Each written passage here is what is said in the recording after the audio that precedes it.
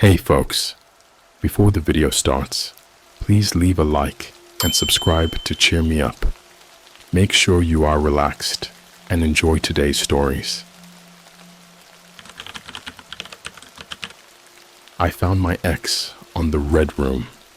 I didn't regret watching it.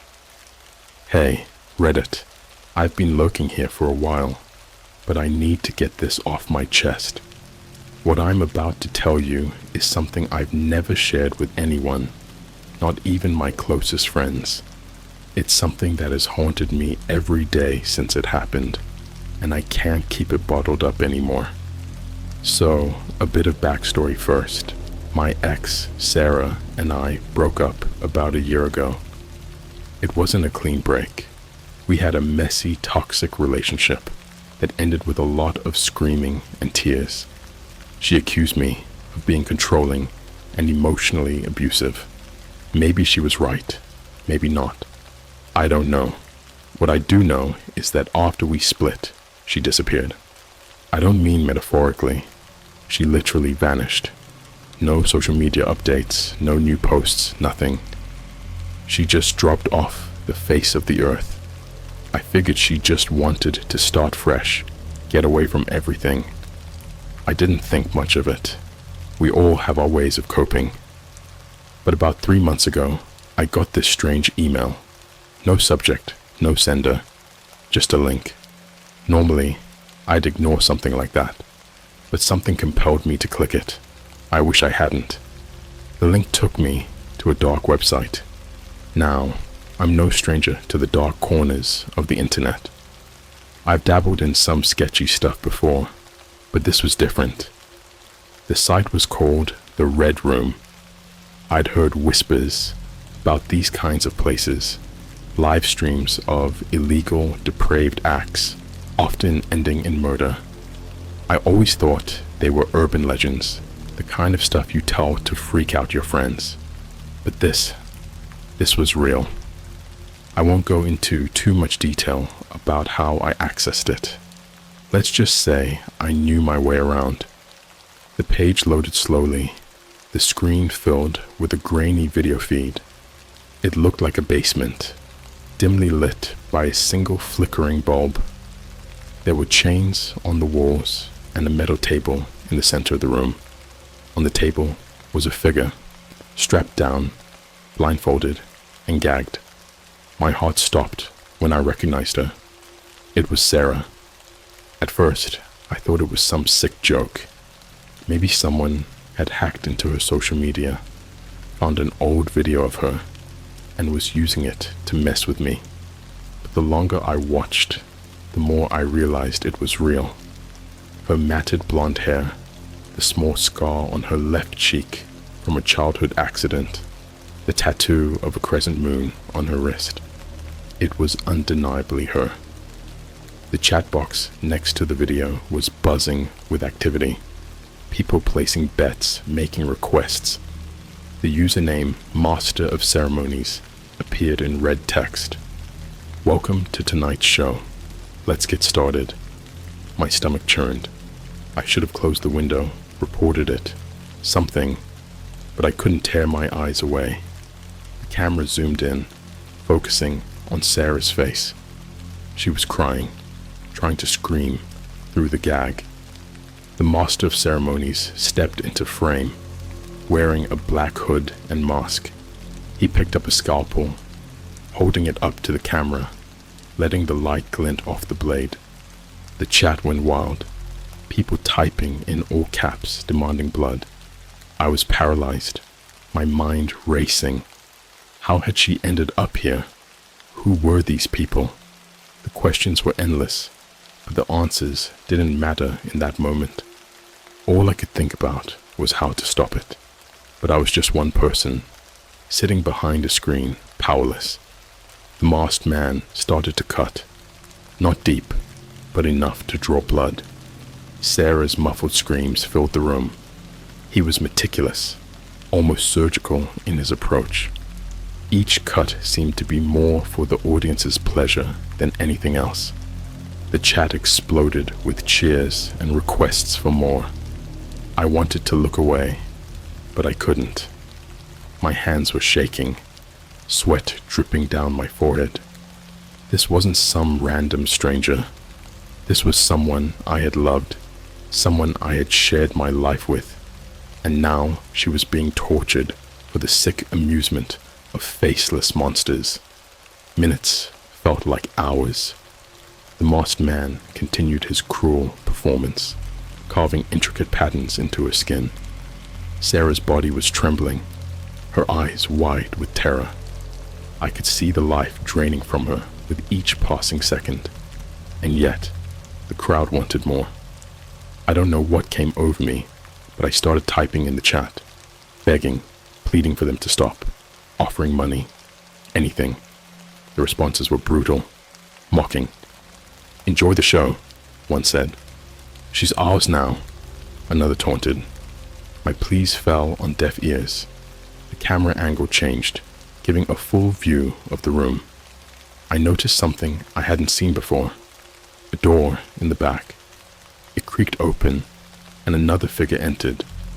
This one was smaller, dressed in a similar hood and mask. They walked up to the table, standing next to the master of ceremonies. He handed them the scalpel, and they hesitated for a moment before making a small incision on Sarah's arm. The chat went wild again, praising the new addition to the act. The new figure's hands were trembling, unsure. The master of ceremonies guided their hand, showing them where and how to cut. It was a twisted mentorship, a passing of the torch in this macabre theater. Sarah's screams grew weaker, her body convulsing in pain. And then, the camera panned over to the chat screen. One message caught my eye. "Welcome to the family." It was from the new figure, now bathed in the crimson of Sarah's blood. They took off their mask, revealing a face I never thought I'd see again. My own brother, Mark. I wanted to scream, to vomit, to do anything but sit there in stunned silence. How had he gotten involved in this? Why was he doing this? The questions swirled in my mind, but there were no answers. Only the horrifying reality of what I was witnessing. The feed cut out suddenly, the screen going black. I sat there, staring at my reflection in the darkened monitor. My heart was pounding, my mind a whirlwind of emotions, anger, fear, disgust. I knew I had to do something, but what? Call the police? They'd never believe me. Track down the site? It was probably already gone, moved to some other dark corner of the web. For the next few days, I barely slept. The images replayed in my mind on an endless loop. Sarah's face, her screams, my brother's cold, detached expression. I tried to find the site again, but it was like chasing a ghost. Every lead turned into a dead end. I had to confront Mark. I needed to understand why. When I finally worked up the courage to visit him, he was different. Cold, distant. The brother I had known was gone, replaced by someone or something else. He denied everything, laughed in my face, told me I was losing my mind, but I knew the truth. I had seen it with my own eyes, and now I live with the knowledge that my brother is a monster, that Sarah's last moments were spent in unimaginable agony. I don't know what to do, where to turn. All I have are these memories, these nightmares that refuse to let me go. I'll never forget what I saw, and I'll never forgive myself for watching it. I couldn't get those images out of my head. Sarah's tortured face, the blood, my brother's eerie calmness. I was losing sleep.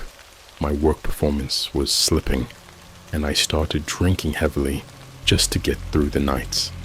Every time I closed my eyes, I saw the red room. I knew I couldn't just let it go. Something had to be done, but I didn't know where to start. After days of agonizing over it, I decided to confront Mark again. This time, I'd be more direct. I'd get answers no matter what. I drove to his apartment, my mind racing with questions. How long had he been involved in this? Why had he done it? But more than anything, I needed to know if there was any chance Sarah was still alive. When I arrived, Mark was sitting on his couch watching TV. He barely looked up when I entered. The place reeked of something foul, rotting food, maybe. The blinds were drawn, casting the room in a dim, unsettling light. "What do you want?" he asked, not bothering to mute the TV. I didn't waste time with small talk. "I know what you did," I said, my voice shaking. "I saw everything. The red room, Sarah. All of it." His eyes flicked toward me, and for a moment I saw a flicker of something. Fear? Guilt? It was gone in an instant, replaced by a smirk. "You're crazy, you know that? Maybe you've been spending too much time on those conspiracy forums." "I'm not crazy," I snapped, stepping closer. "I saw you. You can't deny it. Just tell me why. Why did you do it?" He leaned back, crossing his arms. "Why does anyone do anything, really? Money, power, thrill. Take your pick." The nonchalance in his voice made my blood boil. "So you just enjoy torturing people? Is that it?" He laughed, a cold, hollow sound. "You don't get it, do you? It's not just about the pain, it's about control. Watching someone completely at your mercy, knowing their fate is in your hands. There's nothing like it." My stomach turned. This wasn't the brother I had grown up with. This was someone, or something, else entirely. "What about Sarah? Is she dead?" He shrugged. "Probably. Once they're done, they usually are. But who knows? Maybe she's still around somewhere. Not that it matters." I lunged at him, grabbing him by the collar. "You sick fuck. How can you live with yourself?" He didn't even flinch. "Easily. Because I know that deep down, everyone has a dark side. Even you. You're just too scared to face it." I let go, my hands shaking. There was no reasoning with him. I had to find another way to stop this. But how? The police wouldn't believe me, and even if they did, they'd never find the red room. It was too well hidden, too elusive. I left Mark's apartment, my mind racing. I had to get proof, something tangible. But the dark web is a labyrinth, and I was no expert. I spent hours each night searching, following leads that led nowhere. Every now and then, I'd stumble upon something that seemed promising, only for it to turn into another dead end. One night, I found a forum dedicated to tracking down and exposing sites like the Red Room. It was filled with people claiming to have seen all sorts of horrors, live executions, child exploitation, you name it. I posted my story, hoping someone might have information. I got a few responses, most of them skeptical, but one user, going by the name Deep Crawler, seemed to know more. They messaged me privately, asking for details. I told them everything, leaving out nothing. A few days later, they replied with a link. "This might be what you're looking for," they wrote. "But be careful, these people don't mess around." The link led to another dark website, similar in layout to the Red Room. The homepage was simple, just a black screen with a red door. Clicking it brought up a login screen. I didn't have a username or password, but I noticed a small chat icon in the corner. I clicked it, and a chat window popped up. "Welcome. State your business," the message read. I took a deep breath and typed, "I want to join." There was a pause. Then, "Why?" I hesitated. What could I say to convince them?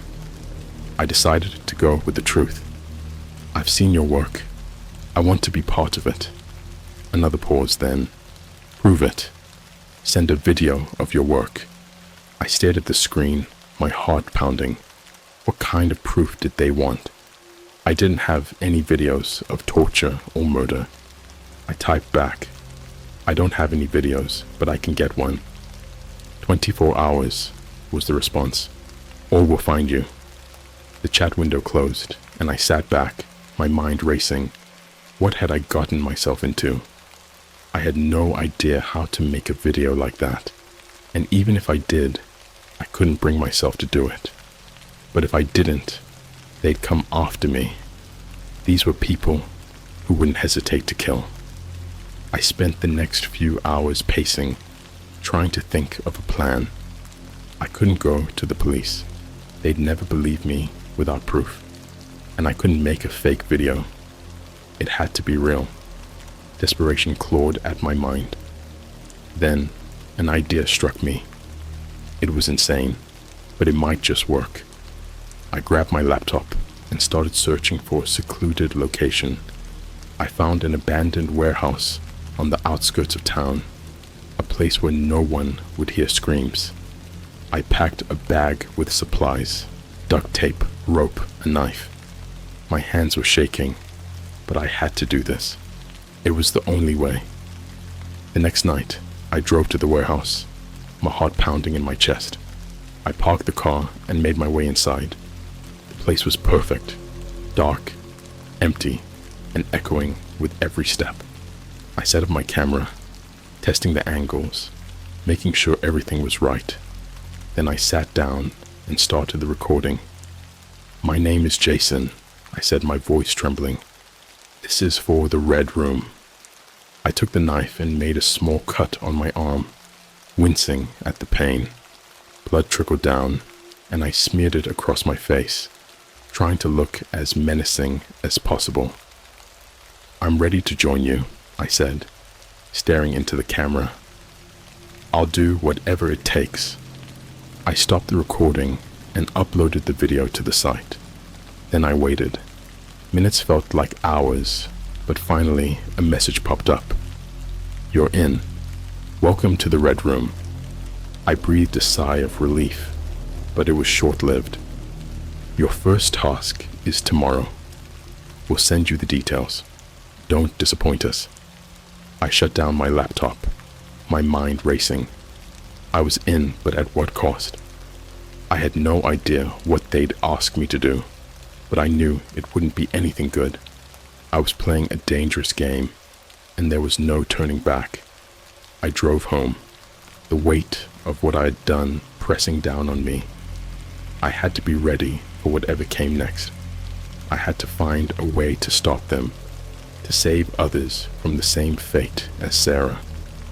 But as I lay in bed that night, I couldn't shake the feeling that I was in over my head. The next day, I received an email with instructions. It was simple. Find a target, bring them to the warehouse, make them suffer. My stomach turned as I read the words. I couldn't do it. I couldn't hurt someone innocent. But if I didn't, they'd come after me. I had to think fast. I needed a plan. And then it hit me. I'd use myself as bait. I'd set up the warehouse, make it look like I had someone, but it would really be me. I'd record everything, get the proof I needed, and expose them. I spent the day setting up traps, making the place look convincing. By nightfall, everything was ready. I sat in the middle of the room, the camera rolling, waiting for them to come. Hours passed, and then I heard it, the sound of footsteps. My heart raced as the door creaked open. 2 figures entered, dressed in black, their faces hidden by masks. "Where's the target?" one of them asked, their voice cold and emotionless. I stood up, my hands shaking. "There is no target. It's me. I'm the one you want." They paused, looking at each other, then back at me. "Interesting," one of them said, "but not good enough."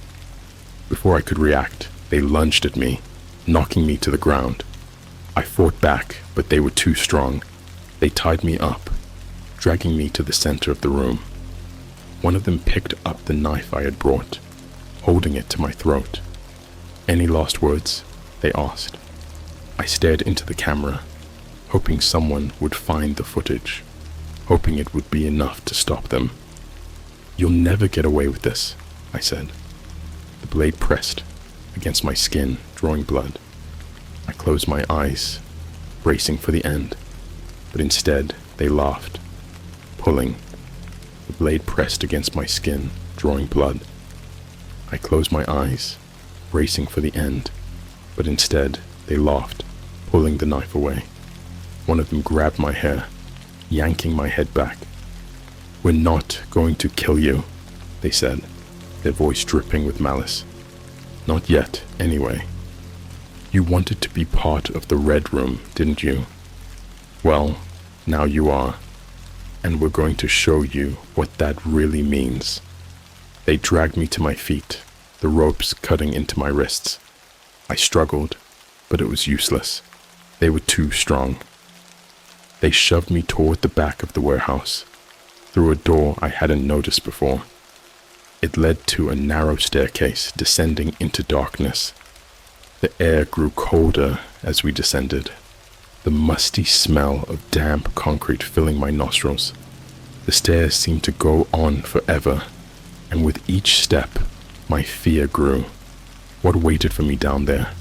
What horrors would I face? Finally, we reached the bottom. They pushed me into a small room, lit by a single flickering bulb. The walls were lined with shelves, filled with tools and instruments that I couldn't even begin to name. In the center of the room was a chair, bolted to the floor, with heavy leather straps hanging from the armrests and legs. "Sit," one of them commanded, shoving me into the chair. They quickly bound my arms and legs, securing me in place. The other one adjusted the camera, making sure it had a clear view of my face. "You wanted proof, didn't you?" they said, their tone mocking. "Well, here it is. The world will see what happens when you try to play hero." They picked up a scalpel, similar to the one I'd seen used on Sarah. My heart pounded as they brought it closer to my face. "We're going to start slow," they said. "Make sure you feel every second of it." The blade touched my skin, a sharp, burning pain as it cut into my cheek. I gritted my teeth, refusing to give them the satisfaction of hearing me scream. Blood trickled down, dripping onto my shirt. "Look at the camera," they ordered. "Let everyone see your pain." I glared into the lens, my vision blurring with tears. "You won't get away with this," I spat. "Someone will stop you." They laughed again, a cruel, chilling sound. "No one's coming for you. You're all alone." They continued their work, the scalpel slicing through my skin with precision. The pain was excruciating, but I refused to break. I had to stay strong, had to find a way out. But as the minutes dragged on, my hope began to fade. Suddenly, there was a loud crash from upstairs. The two figures froze, exchanging worried glances. "Stay here," one of them said, as if I had a choice. They left the room, leaving me alone with the camera still recording. I strained against the straps, trying to free myself. The pain in my face was almost unbearable, but I couldn't give up. I had to survive. I had to stop them. Minutes passed, and I heard shouting from above, followed by the sound of a struggle. My heart raced. Maybe someone had found me. Maybe there was hope after all. The door burst open, and to my shock, it was Mark. He was breathing heavily, a look of desperation in his eyes. "We don't have much time," he said, rushing to untie me. "They'll be back any second." "Mark, what the hell is going on?" I demanded, my voice hoarse from pain and fear. "No time to explain," he said, yanking the straps free. "We need to get out of here." He pulled me to my feet, and we stumbled up the stairs. the sounds of chaos growing louder. When we reached the top, I saw the other figure lying on the ground, unconscious or dead. I couldn't tell. The warehouse was in disarray, but there was no sign of the second assailant. "Come on," Mark urged, dragging me toward the exit. "We have to move." We burst through the door and into the night, the cool air a shock to my system. We ran to his car, parked a few blocks away. My body ached, every step a reminder of the torture I'd endured. Once we were in the car, Mark floored the gas pedal, speeding away from the warehouse. "You need to tell me what the hell is going on," I demanded, my voice shaking with anger and fear. "I'm trying to save you," he said, his eyes fixed on the road. "I made a mistake, okay? I got involved with the wrong people, but I'm trying to make it right. By torturing Sarah, by joining the Red Room," I yelled, the words tumbling out in a mix of rage and confusion. He shook his head. "It's more complicated than that. I didn't want to hurt anyone. They forced me into it. They have something on me, something I can't." He was cut off by the sound of gunfire. The rear window shattered, and I ducked instinctively. "They're after us," he shouted, swerving the car. "We need to lose them." I looked back, my heart pounding. A black SUV was tailing us, its headlights glaring. The realization hit me like a punch to the gut. They weren't going to let us escape. "Hang on," Mark said, taking a sharp turn. The car skidded, tires screeching. I clung to the seat, my mind racing. We had to find a way out of this. The chase continued through dark, winding streets. Mark was a skilled driver, but they were relentless. The SUV gained on us, ramming into our bumper. I could hear the engine straining, the smell of burning rubber filling the air. "Take the wheel," Mark shouted suddenly, reaching under his seat. I grabbed the wheel, my hands slick with sweat. He pulled out a handgun, rolling down the window. "What are you doing?" I yelled, struggling to keep the car steady. "Buying us some time," he replied, leaning out and firing at the SUV. The shots rang out, deafening in the confined space.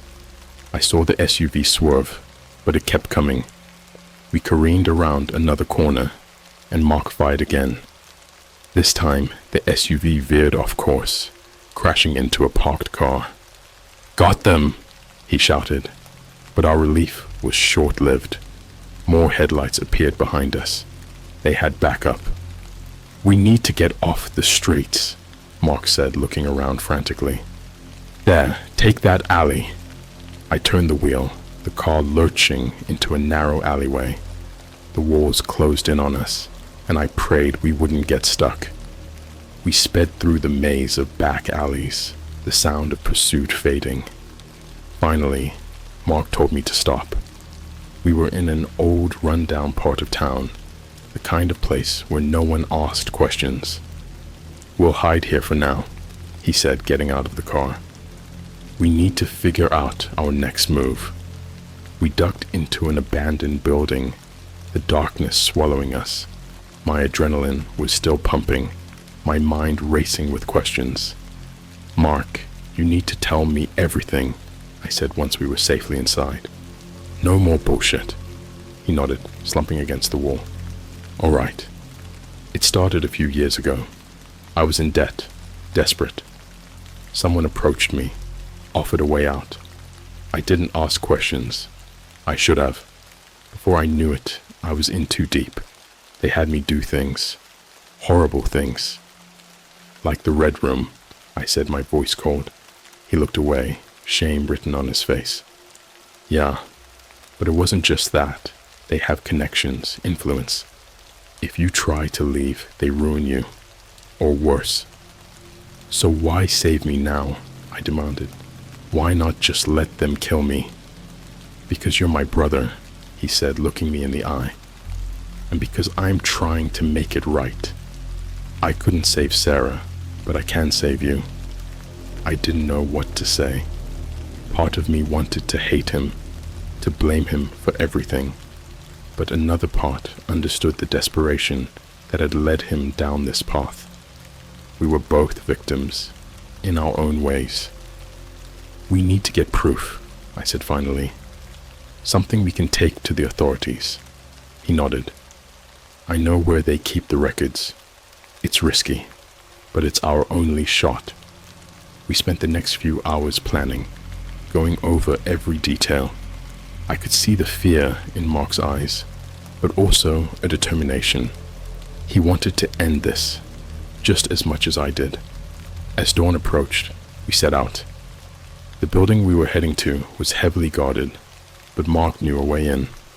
We parked a few blocks away, making our way through the shadows. "This is it," he whispered, as we approached a nondescript warehouse. "Stay close, and be ready for anything." We slipped inside, the darkness our only cover. The place was a maze of corridors, filled with the hum of machinery. We moved silently, avoiding the few guards we encountered. Finally, we reached a door marked Records. Mark picked the lock, and we slipped inside. The room was filled with filing cabinets, shelves lined with binders. We started searching, looking for anything that could bring the red room down. "There," Mark said, pulling out a binder. "This has to be it." I flipped through the pages, my heart sinking, as I saw the names, the dates, the details of their twisted operations. This was the proof we needed. Suddenly, the door burst open. A group of armed men stormed in, guns drawn. "Freeze!" one of them shouted. We were caught. There was no way out. I looked at Mark, my mind racing. This was it, the end. But then, something unexpected happened. One of the men stepped forward, lowering his weapon. "We've been looking for this place for a long time," he said. "You just led us right to it." The room filled with confusion as the armed men started arresting the guards. It turned out they were undercover agents infiltrating the organization. They had been watching, waiting for the right moment to strike. Mark and I were taken into custody, but it quickly became clear we weren't the targets. The agents were focused on dismantling the Red Room, and we had given them the evidence they needed. In the days that followed, the organization was exposed, arrests were made, and the victims' stories came to light. Sarah's fate was confirmed. She had been killed, her body disposed of in a place we might never find. Mark was offered a deal, testify against the others in exchange for leniency. He agreed, hoping to make amends for his part in the horror. As for me, I tried to piece my life back together, haunted by the memories of what I had seen. The Red Room was gone, but the scars remained. Every time I closed my eyes, I saw Sarah's face, heard her screams, and I knew that some horrors could never be forgotten. But I had survived, and I had helped to bring down a nightmare that had claimed too many lives. In the end, that was something. Life after the Red Room's fall was a mixed blessing. The media frenzy was relentless, and Mark's testimony made headlines. The trial was a spectacle, with people glued to their screens, eager to see the perpetrators brought to justice. But even with the organization dismantled, I couldn't shake the feeling that it wasn't truly over. Mark had been placed in protective custody. His cooperation with the authorities meant he was a marked man, but it also meant he was somewhat safe. I, on the other hand, had no such protection. I tried to return to a semblance of normalcy, but paranoia gnawed at me. I kept to myself, avoided crowded places, and constantly looked over my shoulder. One night, about 3 months after the trial ended, I got a call from an unknown number. Hesitant, I answered it. Hello? Jason? A familiar voice said. It was Mark, his tone urgent. We need to talk, now. Mark, how are you calling me? You're supposed to be in protective custody. I don't have time to explain, he said, his voice strained. Meet me at the old diner on 5th and Main. Come alone. The call ended abruptly, leaving me with a sense of dread. Something was very wrong. I debated whether to go, but curiosity and concern for my brother won out. I grabbed my coat and headed to the diner, my mind racing with possibilities. The diner was nearly empty when I arrived. A few late-night patrons sat at the counter, lost in their own worlds. I spotted Mark in a corner booth, his face partially obscured by the dim light. He looked haggard, his eyes darting around nervously. Mark, I said, sliding into the booth across from him. What's going on? He leaned in, lowering his voice. They're still out there, Jason. The ones we didn't catch. They're watching us. My stomach tightened. What do you mean? I thought we took them all down. He shook his head. We got the main players, but there are others. People who were higher up, pulling the strings. They're not happy about what we did, and they want revenge. I felt a cold sweat break out on my forehead. Why didn't you tell the authorities? I tried, he said, his voice barely above a whisper. But they're everywhere. They have people on the inside. I had to get out, find you, warn you. Warn me about what? They're coming for you, Jason. They think you know too much. You need to disappear. Now. Panic surged through me. Disappear? How? I have a life here, a job. I can't just... He grabbed my arm, his grip tight. You don't have a choice. They're dangerous. They won't stop until they've silenced you. I pulled away, my mind reeling. What about you? I'm already a dead man, he said, his eyes filled with resignation. I made my peace with that, but you can still get out. Before I could respond, the door to the diner swung open. 2 men walked in, their eyes scanning the room. They looked out of place, too clean-cut for this part of town. Mark's face went pale. Shit, they found us, he hissed. Go out the back, now. I hesitated, but the fear in his eyes propelled me into action. I slipped out of the booth, making my way to the back exit. The men had already spotted us, moving quickly in our direction. Mark stood up, trying to block their path, giving me a few precious seconds. I burst through the back door into the alley. The cold night air hit me like a slap, but I kept moving, my heart pounding in my chest. I could hear the sounds of a struggle behind me, but I didn't look back. I had to get away, find a place to hide. I ran through the maze of alleys, my breath coming in ragged gasps. Finally, I ducked into an abandoned building, my legs shaking. I collapsed against the wall, trying to catch my breath. My mind was a whirlwind of fear and confusion. What the hell was happening? I stayed hidden for what felt like hours, too afraid to move. Eventually, I heard footsteps approaching. I held my breath, praying they would pass by. But then, a familiar voice called out, Jason? It's me. Come on, we need to keep moving. It was Mark. He looked even worse than before. A deep gash on his forehead. We don't have much time, he said, pulling me to my feet. They'll keep looking until they find us. Where can we go? I asked, my voice trembling. I know a place, he said, his eyes darting around. But we have to be careful. They're watching everywhere. We moved through the city like shadows, avoiding the main streets. Mark led me to an old safe house, a relic from his days with the Red Room. It was hidden in plain sight, a run-down apartment building that no one would think twice about.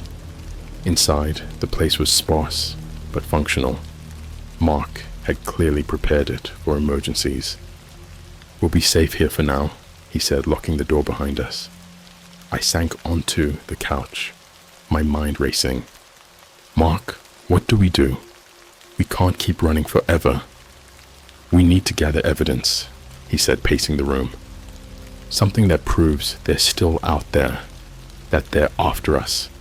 Then we can go to the authorities." "But how?" "They'll be watching every move we make." He stopped, his eyes meeting mine.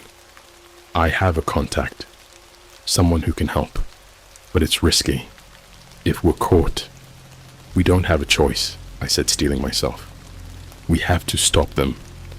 The next few days were a blur of planning and preparation. Mark's contact, a former hacker named Claire, agreed to help us. She was brilliant, able to navigate the dark web with ease. She found traces of the Red Room's operations, evidence of their continued activities. We gathered everything we could, building a case that would expose the remaining members. But as we dug deeper, we realized just how deep the rot went. High-ranking officials, wealthy businessmen, people who could easily make us disappear without a trace. One night, as we were sifting through the files, Claire's face went pale. "We have a problem," she said, her voice trembling. "They know what we're doing. They've hacked into our system." Panic surged through me. "What do we do?" "We need to go. Now," Mark said, already packing up our equipment. "They'll be here soon." We grabbed everything we could carry and fled the safe house. As we made our way through the city, I couldn't shake the feeling that we were being watched. Every shadow seemed to hide a threat, every sound a potential danger. We found another hideout, but it was clear we were running out of time. Claire worked tirelessly, trying to secure our files and send them to trusted contacts. But the net was closing in, and we knew it. One night, as we huddled in our latest refuge, the sound of footsteps echoed outside. Mark looked at me, his eyes filled with fear. "They're here." We barricaded the door, but it wouldn't hold for long. The sound of splintering wood filled the room, and I knew we were out of options. "Take this," Claire said, handing me a USB drive. "It's everything we have. Get it to the authorities." "What about you?" I asked, my voice shaking. "We'll hold them off," Mark said, grabbing a makeshift weapon. "Go, now." I didn't want to leave them, but I knew I had no choice. I slipped out a back window, clutching the USB drive. As I ran, I heard the sounds of a struggle behind me, the desperate fight for survival. I made my way to the nearest police station, praying they would believe me. I burst through the doors, my heart pounding. "I need to speak to someone," I said, breathless. "It's about the Red Room." The officers looked at me skeptically, but one of them took the USB drive. As they reviewed the files, their expressions changed from doubt to horror. "We need to get you into protective custody," one of them said. "You're not safe here." As I was escorted to safety, I couldn't shake the feeling of dread. I had the evidence, but at what cost? Mark and Claire were out there, fighting for their lives, and the Red Room's reach was long. They wouldn't stop until they had what they wanted. The trial that followed was another media sensation. The evidence we had gathered was damning, and the remaining members of the Red Room were brought to justice. But the victory felt hollow. Mark and Claire were never found. Their fates remained a haunting question mark. I tried to move on, but the nightmares persisted. The knowledge that there were still others out there, waiting, watching, left me in a constant state of fear. I changed my name, moved to a new city, and tried to start over. But the past was always with me, a dark shadow that I couldn't escape. The Red Room was gone, but the scars it left behind would never fully heal. And I knew, deep down, that the fight wasn't over. The darkness was still out there, lurking, waiting for the right moment to strike. I thought I could escape. New city, new identity, a fresh start. But no matter how far I ran, the darkness followed. The nightmares persisted, vivid and relentless. I'd wake up drenched in sweat, Sarah's screams echoing in my mind, Mark's desperate face haunting my dreams. I was constantly looking over my shoulder, expecting to see those masked figures lurking in the shadows. Months passed, and I tried to rebuild my life. I got a job, made a few friends, and even started seeing a therapist. But the paranoia never left. Every unknown number that called, every stranger who seemed to pay me a bit too much attention, sent me into a spiral of fear. I knew they were still out there, waiting for the right moment to strike. One night, I came home to find my apartment door slightly ajar. My heart pounded in my chest as I pushed it open, every instinct screaming at me to run. The place was dark, silent. I fumbled for the light switch, my fingers trembling. The lights flickered on, revealing a scene of chaos. Furniture overturned, drawers pulled out, papers scattered everywhere. Someone had been here, searching for something, or maybe someone. I reached for my phone, intending to call the police, when I noticed a figure standing in the doorway. It was Mark. He looked worse than ever, gaunt and haggard, his clothes dirty and torn. "Jason," he said, his voice barely a whisper. "We need to go. Now." "Mark, what the hell are you doing here? How did you find me?" "There's no time to explain," he said, grabbing my arm. "They're coming. We have to move." Fear surged through me, but I knew better than to argue. We left the apartment, slipping into the night like ghosts. Mark led me through a series of back alleys and side streets, his pace relentless. Finally, we reached an abandoned warehouse, hidden from view. Inside, he collapsed against a wall, breathing heavily. "I've been on the run," he said, his voice shaking. "They've been hunting me ever since the trial. I managed to stay one step ahead, but they're closing in. I had to find you, warn you." "What do we do now?" I asked, my mind racing. "We fight back," he said, his eyes burning with determination. "I've found a way to take them down for good, but I need your help." "What do you mean?" "There's a central hub, a place where they coordinate everything. If we can get in, we can destroy their network, expose them completely. But it's heavily guarded. We'll need to be smart, careful." It sounded insane, suicidal even, but I knew there was no other option. Running had only delayed the inevitable. It was time to end this, once and for all. Over the next few days, we prepared. Mark had a contact who provided us with what we needed: fake IDs, weapons, surveillance equipment. The plan was simple but dangerous: infiltrate the hub, gather evidence, and get out before they knew what hit them. The night of the operation, my nerves were frayed to the breaking point. We approached the building, a nondescript office in the industrial district. Mark used a code to unlock the side door, and we slipped inside, the dim lighting casting eerie shadows on the walls. The place was a maze of corridors and rooms, each one more sinister than the last. We moved silently, avoiding the few guards patrolling the area. Finally, we reached the control room. Mark hacked into the system, his fingers flying over the keyboard. "Got it," he said, a triumphant look on his face. "Downloading everything." I kept watch, my heart pounding in my chest. Every second felt like an eternity. Finally, the download finished, and we prepared to leave. But as we turned to go, the door burst open, and a group of armed men stormed in. "Hands up!" one of them shouted, their guns trained on us. We were trapped. There was no way out. My mind raced, looking for an escape, but there was none. They had us. "Looks like you've been busy," a familiar voice said.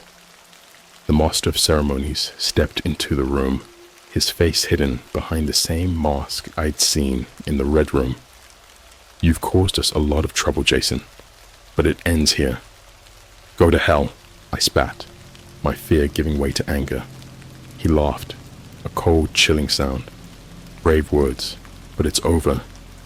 We'll make an example of you, just like we did with Sarah." Rage surged through me at the mention of her name. I lunged at him, but the guards grabbed me, forcing me to my knees. Mark struggled beside me, but he was quickly subdued. "You won't get away with this," Mark said, his voice defiant. "We've exposed you." "Maybe," the master of ceremonies said, leaning in close, "but you won't live to see it." He raised a gun, aiming it at Mark's head. My heart pounded, and I knew I had to do something. Desperation gave me strength, and I broke free from the guard's grip, tackling the master of ceremonies. The gun went off, the sound deafening in the small room. Chaos erupted. The guards tried to regain control, but I fought with everything I had, my only thought to protect Mark. We wrestled with the master of ceremonies, the struggle intense and brutal. Finally, I managed to get the gun, turning it on him. "It's over," I said, my voice shaking with fury. He stared at me, his eyes cold and calculating. "You think this ends with me? There are others. We'll never stop." "Maybe not," I said, pulling the trigger. The shot rang out, and he collapsed, his lifeless body hitting the floor. The remaining guards hesitated, unsure of what to do without their leader. Mark and I took the opportunity, fighting our way out. We ran through the corridors, the alarms blaring. Finally, we burst out into the night, gasping for breath. We made our way to the rendezvous point, where Claire was waiting with a car. "Did you get it?" she asked, her eyes wide with worry. Mark handed her the drive. "It's all there. Everything we need to bring them down." She nodded, starting the car. "Let's get out of here." As we drove away, I looked back at the building, the weight of what we had done settling over me. We had struck a blow, but the fight wasn't over. The red room was a hydra, and cutting off one head wouldn't kill it, but it was a start. In the days that followed, we went into hiding, waiting for the right moment to release the evidence. When it finally went public, the fallout was massive. Arrests were made, and the Red Room's operations were crippled, but we knew better than to think it was over. Mark and I stayed on the move, always looking over our shoulders. The nightmares continued, but there was a new resolve in me. We had taken a stand, fought back against the darkness, and though the scars would never fully heal, we had found a way to keep going. The Red Room was weakened, but the fight against them was far from over. We became shadows, working from the fringes, always vigilant. The knowledge that there were others out there, waiting, watching, kept us on edge, but we wouldn't give up. We couldn't. The darkness was still out there, but so were we, and as long as we were alive, we would fight. For Sarah, for the others who had suffered, and for the hope that one day we could finally find peace.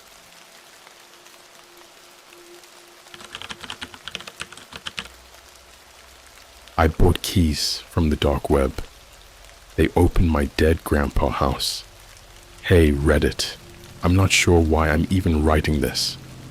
Maybe it's because I need to get it off my chest, or maybe because I'm hoping someone out there has gone through something similar and can tell me how to make it stop. Here it goes. It all started a few weeks ago. I've always been into weird shit. You know, the kind of stuff you find on the dark web. I know, it's a bad idea. But I've always been curious. Anyway, I came across this listing. It was simple, just a photo of a set of old rusty keys with the caption, "Keys to your past, $50. I don't know what came over me. Maybe it was boredom or just the need for a thrill. I bought them. They arrived in a plain, unmarked envelope 3 days later. When I opened it, I felt this weird sense of deja vu. The keys looked ancient, each one different from the other. I noticed one in particular that seemed familiar, but I couldn't quite place it. It wasn't until a week later, when I went to my parents' house for dinner, that it hit me. My mom had been digging through old family photos and came across one of my grandpa's old house. The house had been abandoned for years after he died. It was in the middle of nowhere, and no one had bothered to clean it out or sell it. The keys in the photo, hanging on a hook by the door, were identical to the ones I had received. I didn't tell my parents about the keys. I didn't want to freak them out, but I couldn't get it out of my head. That night, I decided to go to my grandpa's house. It was a 2-hour drive, and by the time I got there, it was pitch black, and the air was thick with fog. The house stood there, looming in the dark. It looked like something out of a horror movie. The windows were broken, the paint was peeling, and the front door was slightly ajar. I parked my car and walked up to the front door, the keys clutched in my hand. The moment I stepped inside, I felt a chill run down my spine. The house smelled musty, like it hadn't been touched in decades. I pulled out my phone and turned on the flashlight. The place was a mess. Furniture was overturned, and there was dust and cobwebs everywhere. I started walking through the house, checking each room. It was as if time had frozen. I finally reached my grandpa's old study. The door was closed, but I could hear something faint on the other side. It sounded like whispering. My heart was pounding in my chest as I tried the first key. It didn't fit. Neither did the second or third, but the fourth one turned the lock with a loud click. The whispering stopped the moment I opened the door. I shone my light inside and nearly dropped my phone. The room was filled with photos, hundreds of them, pinned to the walls, scattered on the floor, covering the desk. They were all of me, from the time I was a baby up until a few weeks ago. Some of the more recent ones looked like they were taken without my knowledge, like someone had been following me. In the center of the room was a single chair, facing away from me. I couldn't see who or what was sitting in it, but I could see the outline of a figure. I called out, but there was no response. I took a step closer, and that's when I saw it. It was my grandpa, or at least what was left of him. His body was decomposed, his skin dry, and stretched tight over his bones. His eyes were wide open, staring at me, and his mouth was hanging open in a silent scream. But that wasn't the worst part. In his lap was a photo album, open to a page with a picture of me, asleep in my bed, and next to him, on the floor, was a note. It read, "I've been waiting for you." I don't know how I managed to get out of that house. I remember running, not looking back, feeling like something was chasing me. I drove back home in a daze, my mind racing. I couldn't make sense of it. How did those photos get there? How long had he been watching me? And why did he have those keys? When I got back home, I checked my room. It was exactly as I had left it, but something felt off. I searched everywhere, looking for hidden cameras, anything that might explain those photos, but I found nothing. I haven't slept since that night. Every time I close my eyes, I see his face, hear those whispers. I don't know what to do. I feel like I'm losing my mind. And then, last night, I found another note. It was on my pillow. It simply said, "I'm still waiting. I can't stay here. I don't feel safe, but where can I go? And how do I make it stop?" I didn't sleep at all that night. Every creak of the house, every rustle of the wind outside made me jump. I couldn't shake the feeling that I was being watched. The note on my pillow haunted me. "I'm still waiting." What the hell did that even mean? By morning, I was a mess. I knew I couldn't stay in my house, but I had no idea where to go. I decided to head to a friend's place. Let's call him Mike.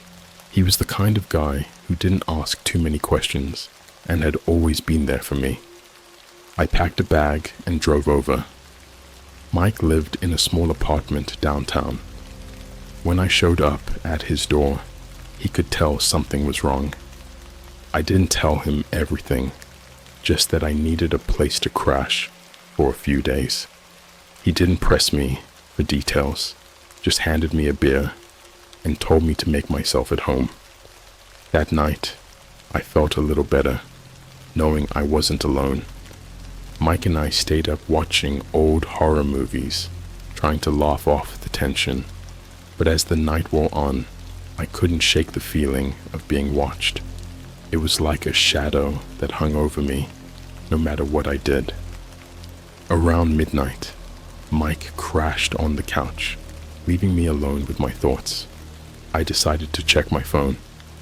I hadn't really looked at it since leaving my house. There were a few missed calls and texts, nothing important. Then as I was scrolling, my phone buzzed with a notification. It was an email from an unknown sender. The subject line was just a single word. Soon. My heart skipped a beat. I opened it, my hand shaking. The email was blank, except for an attachment. It was a photo of me, sitting in Mike's living room, beer in hand, staring at my phone. The timestamp showed it was taken just a few minutes ago. I jumped up, looking around wildly. There was no way someone could have taken that photo. The door was locked, and all the windows were shut. I checked them all, just to be sure. Nothing. No sign of forced entry, no hidden cameras. Nothing. I woke Mike up, freaking out. He tried to calm me down, saying it was probably just a prank, but I could see the worry in his eyes. He agreed to stay up with me, and we double-checked everything. We didn't find anything unusual, but I couldn't shake the feeling that we were being watched. We stayed up the rest of the night, jumping at every sound. By morning, we were both exhausted. Mike had to go to work, but he promised to check in on me throughout the day. I stayed in his apartment, too scared to leave. Around noon, there was a knock on the door. My heart raced as I approached, peeking through the peephole. It was a delivery guy holding a small package. I opened the door, my mind racing with possibilities. He handed me the package and left without a word. I took the package inside and stared at it for a long time before opening it. It was a small plain box, no return address. Inside was another set of keys, identical to the ones I had bought from the dark web, and another note. "Come back. We need to finish this." I felt sick. Whatever was happening, it wasn't over. I called Mike, telling him what had happened. He was just as freaked out as I was. He suggested going back to my grandpa's house, trying to find some answers. I didn't want to go back there, but what choice did I have? I needed to know what was going on. Mike agreed to come with me after work. The hours dragged by as I waited for him. Every sound made me jump. Every shadow seemed to hide some unseen horror. Finally, he showed up, and we headed out. The drive to my grandpa's house was even more nerve-wracking this time. The fog was thicker, the night darker. When we arrived, the house looked even more foreboding than before. We parked the car and approached the door, the new set of keys in my hand. Inside, the house was just as I had left it. The same musty smell, the same eerie silence. We made our way to the study, and I hesitated at the door. I could hear the whispering again, faint but unmistakable. Mike urged me on, and I reluctantly unlocked the door. The study was just as before, filled with photos of me. But this time, the chair was empty. I stepped inside, my flashlight sweeping the room. That's when I saw it. A trapdoor in the floor, partially hidden under the desk. It was slightly ajar, the darkness below seeming to pulse with an unnatural energy. Mike and I exchanged a look, and he nodded. We moved the desk aside and pulled open the trapdoor. A set of stairs led down into the darkness. The whispering grew louder, almost frantic. We descended slowly, the air growing colder with each step. At the bottom, we found a small, dimly lit room. The walls were covered in strange symbols, and in the center of the room was a table. On it lay a book, bound in what looked like human skin. Next to it was another photo of me and Mike, standing at the top of the stairs. I picked up the book, my hands trembling.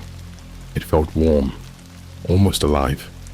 The pages were filled with more of the strange symbols, along with drawings of horrific twisted creatures. But the last page was the worst. It showed a drawing of me, lying dead in a pool of blood with the words, "It's your turn." I dropped the book, stumbling back. Mike grabbed my arm and we ran, up the stairs, through the house, and out into the night. We didn't stop until we were back in the car, driving away as fast as we could. We didn't talk about what we had seen. Not then. I'm not sure either of us could process it. But I knew one thing for sure. Whatever was happening, it wasn't just a coincidence. Something was targeting me, and it wasn't going to stop. When we got back to Mike's apartment, I felt a strange mix of relief and dread.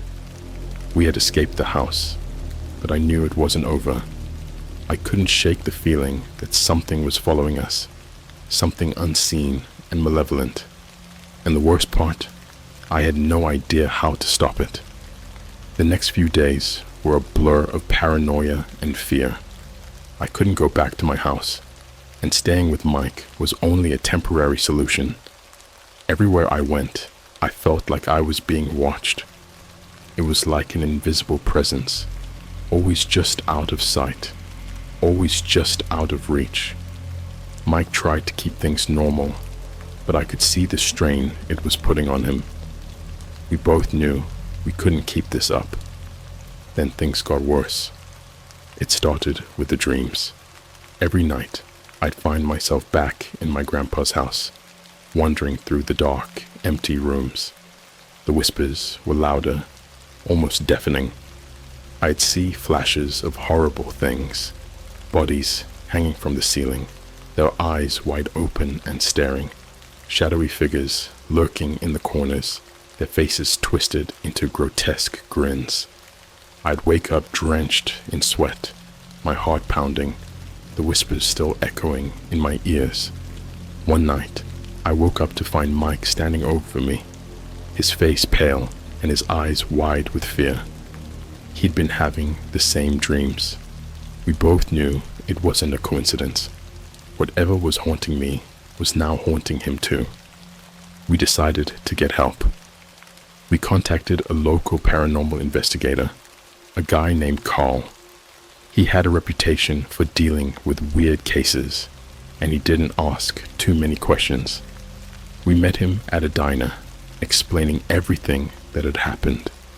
He listened quietly, nodding occasionally. When we finished, he leaned back in his chair, rubbing his chin thoughtfully.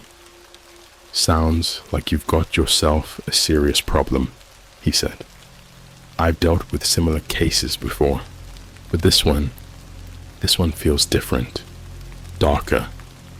He agreed to come back to my grandpa's house with us. He wanted to do a thorough investigation, see if he could find any clues about what was going on. We were desperate for answers, so we agreed. The three of us drove out there the next night. The fog was even thicker this time, the darkness even more oppressive. When we arrived, the house looked like it was waiting for us, its broken windows like eyes, staring into our souls. Carl led the way, carrying a bag filled with equipment. Inside, the house was eerily silent, the air heavy with an unspoken threat. Carl set up his gear, placing cameras and sensors around the rooms. He lit some sage and started chanting, trying to cleanse the space.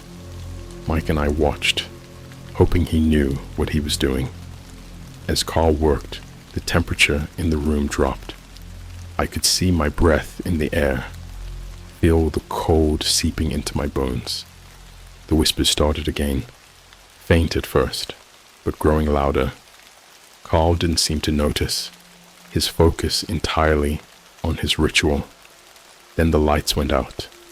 We were plunged into darkness, the only light coming from the faint glow of Carl's equipment.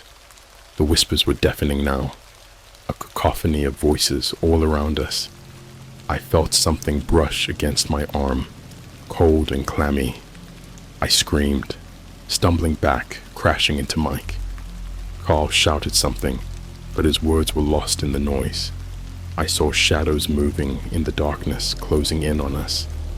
Mike grabbed my hand, pulling me towards the door, but it wouldn't budge. We were trapped. Carl reached into his bag, pulling out a small vial of liquid. He threw it onto the floor, and there was a blinding flash of light. The whispers stopped, and the shadows vanished. The lights flickered back on, and we were alone in the room, panting and shaking. "What the hell was that?" Mike demanded, his voice trembling. Carl looked shaken, his face pale. "That was something I've never encountered before," he admitted. "Whatever is in this house, it's powerful, and it's not going to let you go easily." We spent the next few hours trying to figure out what to do. Carl suggested we leave the house, get some distance, but I knew it wouldn't help. Whatever this thing was, it was tied to me. Running wouldn't solve anything. As we were packing up to leave, I found another note. It was on the floor, right where Carl had thrown the vial. I picked it up, my hands shaking. "You can't escape. You belong to us now." I showed the note to Carl and Mike. Their faces went white. We knew we couldn't stay there, but we didn't know where else to go. We left the house, driving back to Mike's apartment in silence. When we got back, we tried to come up with a plan. Carl suggested researching my grandpa, trying to find out if there was anything in his past that could explain what was happening. Mike and I agreed, desperate for any kind of lead. The next day, we went through my grandpa's old records, searching for anything unusual. We found old diaries, letters, and photos, but nothing seemed out of the ordinary. Then we found an old box hidden in the back of his closet. Inside were more of the strange symbols, along with a journal. The journal belonged to my grandpa. It detailed his descent into madness, his obsession with the occult. He had performed rituals, trying to summon something from beyond. The last entry was the most disturbing. I've done it. I've opened the door, but now I can't close it. They're here, and they want my bloodline. We realized that whatever my grandpa had summoned, it was after me.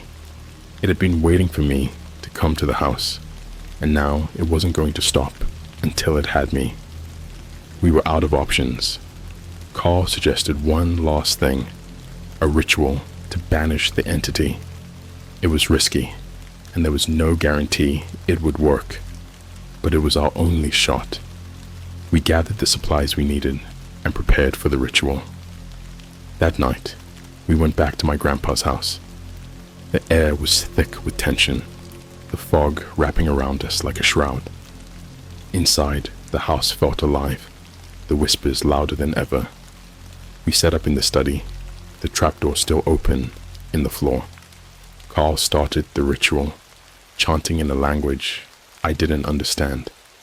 Mike and I held hands, trying to stay calm. The air grew colder, the whispers turning into screams. The shadows began to move, circling us, closing in. Then everything went silent. For a moment, I thought it had worked. The house was still, the air warm. But then, I felt a hand on my shoulder. I turned, and there was my grandpa, his eyes wide and filled with rage. He grabbed me, pulling me towards the trapdoor. Mike and Carl tried to stop him, but it was like they couldn't see him. I struggled, but his grip was like iron. He dragged me down into the darkness. The last thing I saw was Mike's terrified face. I was pulled into the darkness, the cold grip of my grandpa's hand feeling like ice on my skin. My screams echoed off the walls as I was dragged deeper and deeper into the abyss. The air was thick, almost suffocating, and the whispers surrounded me, growing louder and more frantic. Then abruptly, I was released. I fell to the ground, the impact knocking the wind out of me. I lay there, gasping for breath, trying to make sense of my surroundings. It was pitch black, but I could feel a cold, damp floor beneath me. I fumbled for my phone, turning on the flashlight. The light revealed a narrow, stone-walled corridor, slick with moisture. The air was heavy with the smell of mold and decay. The whispers had stopped, replaced by an eerie silence that pressed in from all sides. I pushed myself to my feet, my legs trembling, and started to walk. As I moved through the corridor, I noticed strange symbols carved into the walls, similar to the ones in my grandpa's journal. They seemed to glow faintly in the light, pulsing with a life of their own. I couldn't shake the feeling that I was being watched, that something was lurking just beyond the edge of the light. I turned a corner and came face to face with a door. It was old and heavy, made of dark wood with iron bands. It looked ancient, out of place in the otherwise featureless corridor.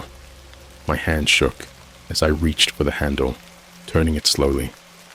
The door creaked open, revealing a room bathed in an unnatural red light.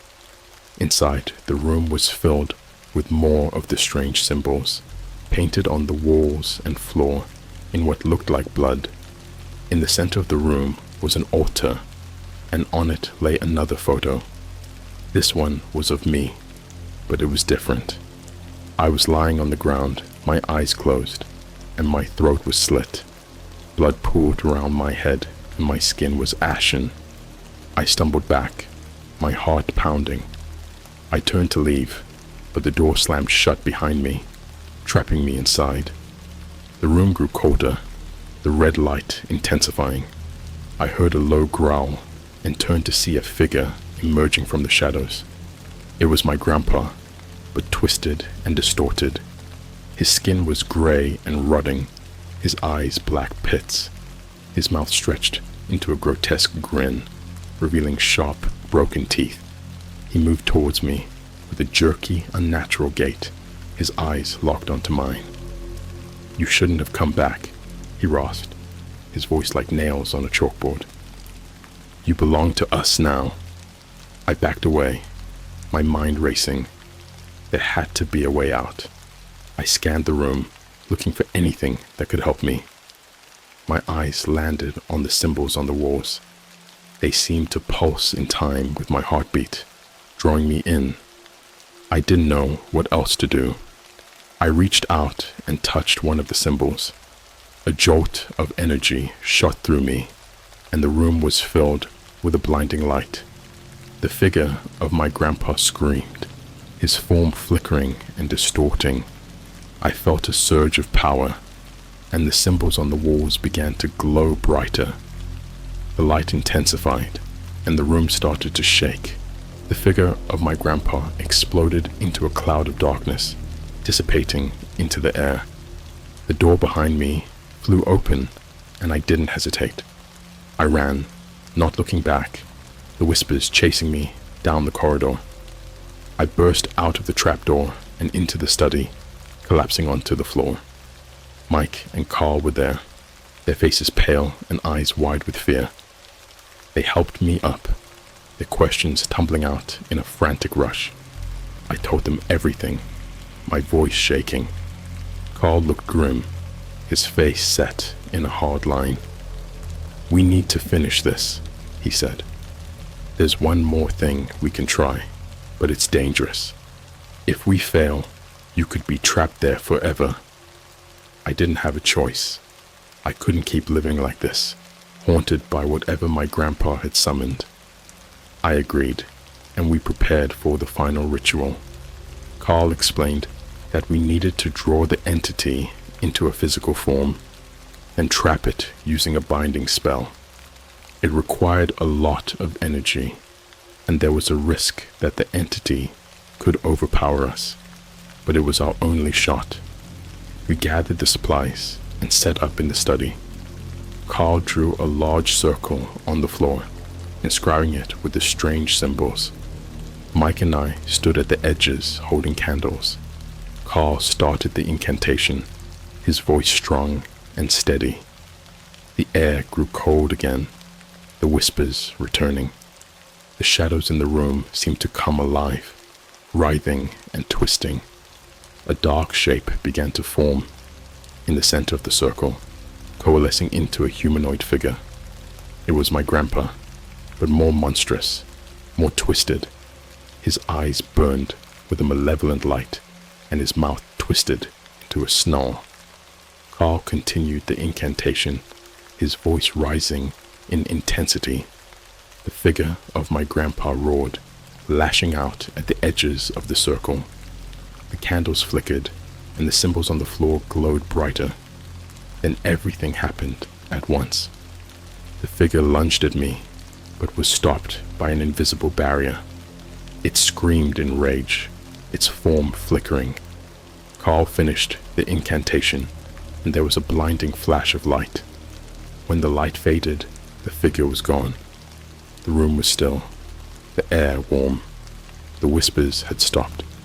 I felt a weight lift off my shoulders, a sense of relief washing over me. Carl slumped to the floor, exhausted.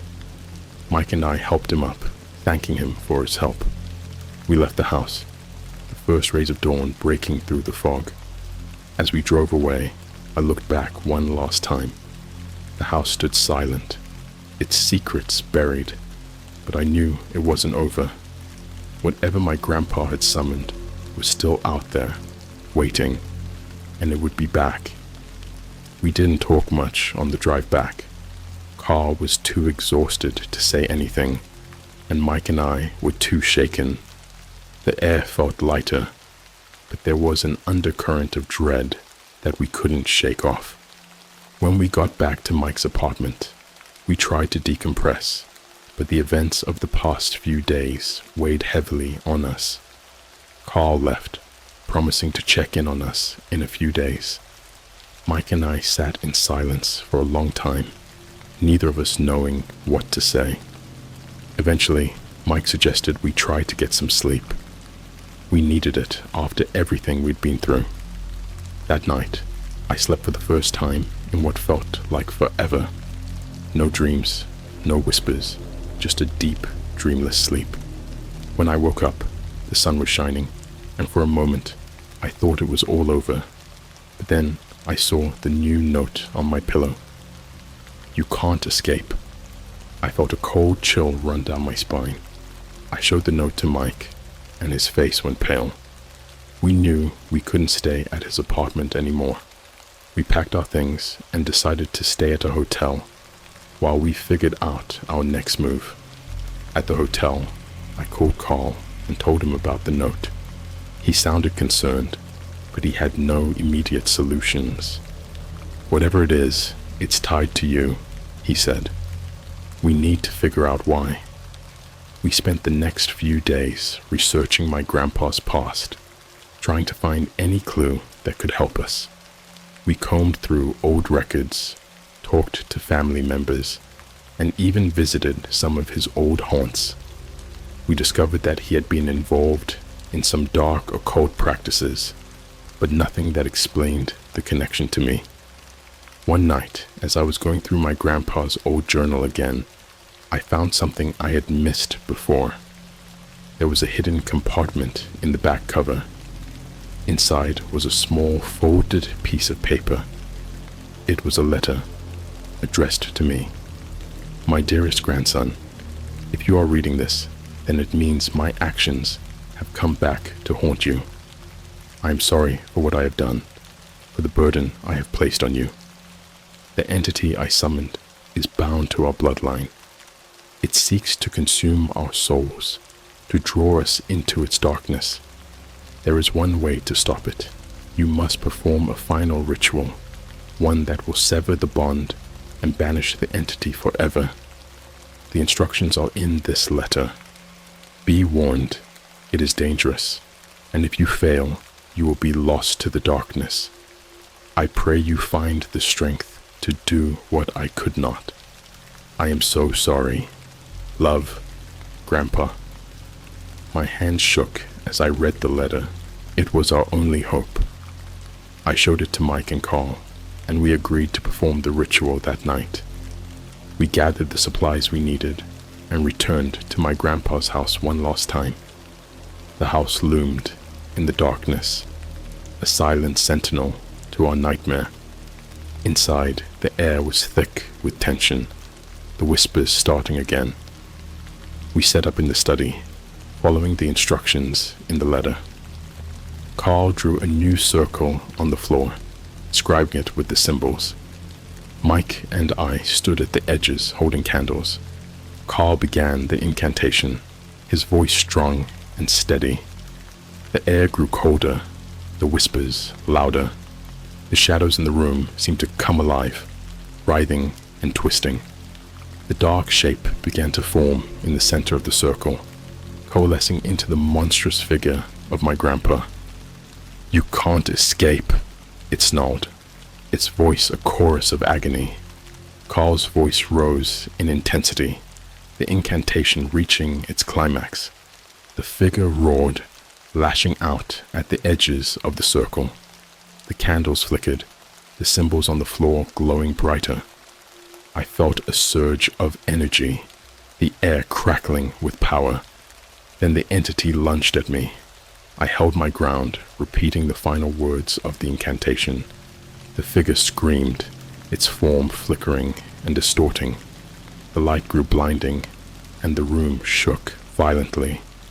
With a final, deafening roar, the entity exploded into a cloud of darkness, dissipating into the air. The light faded, the room growing still. The whispers had stopped, and the air felt warm again. We stood in silence, the weight of what we had done settling over us. The house was finally quiet, its secrets laid to rest. We left, the first rays of dawn breaking through the fog. As we drove away, I felt a sense of relief wash over me. The nightmare was finally over, but I knew it would stay with me, a dark shadow in the back of my mind. I had faced the darkness and survived, but it had left its mark. Back at the hotel, Mike and I sat in silence, exhausted but relieved. Carl checked in on us, ensuring we were okay. We thanked him for his help, knowing we couldn't have done it without him. The next few days were a blur of trying to return to normalcy. It wasn't easy, but we managed. I moved out of my old house, unable to shake the memories of what had happened there. Mike and I stayed in touch, our bond stronger than ever. One night, a few weeks later, I was lying in bed, trying to fall asleep. The events of the past month still haunted me, but I was starting to move on. Just as I was drifting off, I heard a faint whisper. "You can't escape." My eyes snapped open, my heart racing. I looked around, but there was nothing there. The room was quiet, the air still. I told myself it was just my imagination, a leftover fear from everything that had happened. But deep down, I knew the truth. The darkness was still out there, waiting, and one day, it would come for me again.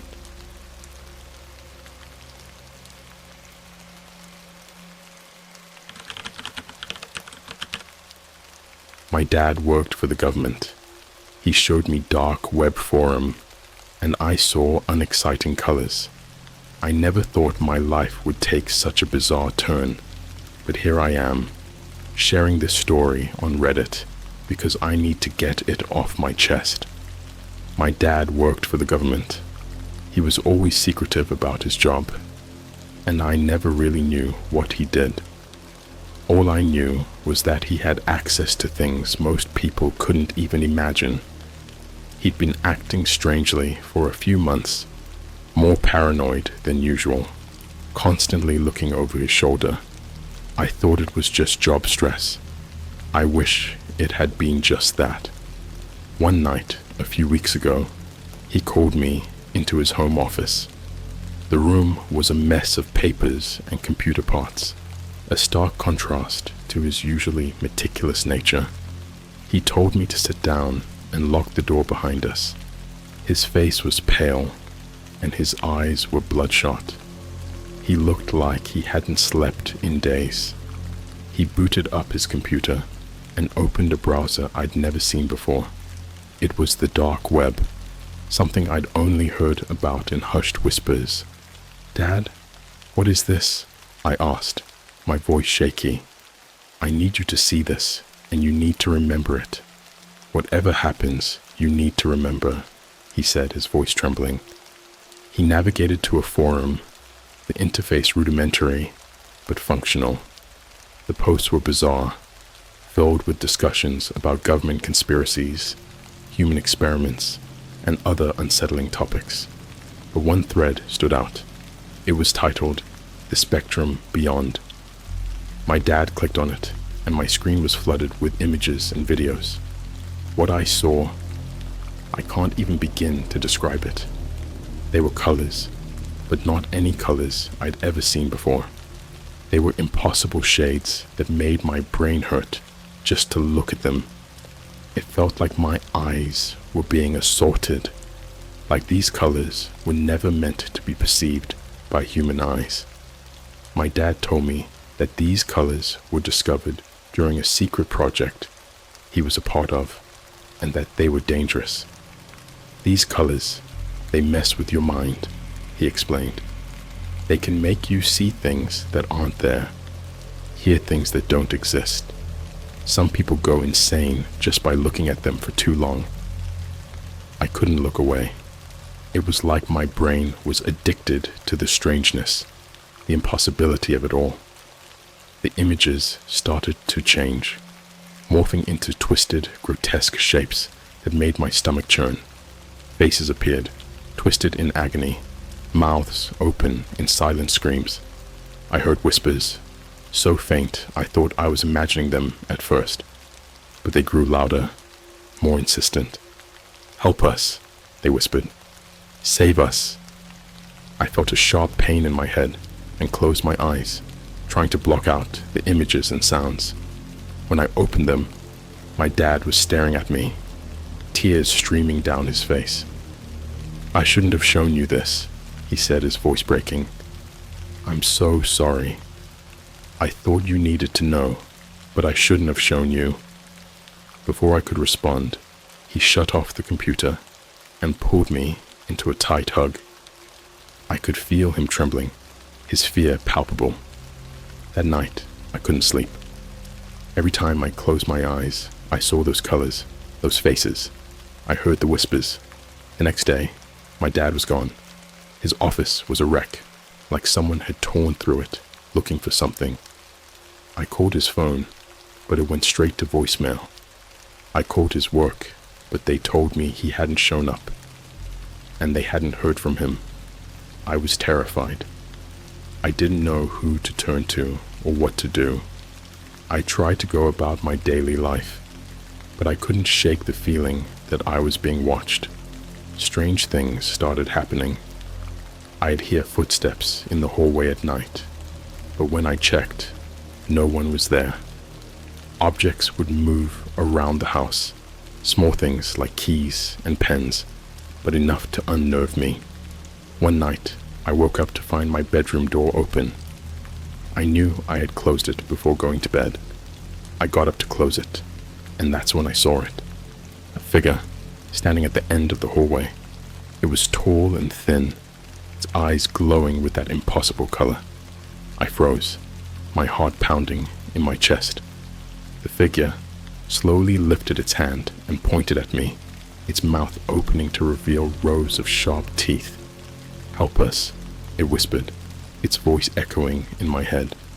I slammed the door shut and locked it, backing away until I hit the wall. I stayed there, shaking, until the sun came up. When I finally opened the door, the figure was gone, but the fear remained. I don't know what's happening, or what those colors did to me. I don't know where my dad is, or if he's even alive. All I know is that I'm in danger, and I have no one to turn to. I've tried to find more information about the spectrum beyond, but it's like it doesn't exist. I don't know who to trust, and I'm scared to go to the authorities. If anyone out there knows anything, please, I need your help. I don't know how much longer I can keep this up. It's been a few days since I last posted, and things have only gotten worse. I feel like I'm losing my mind. The whispers haven't stopped. If anything, they've become more frequent and more urgent.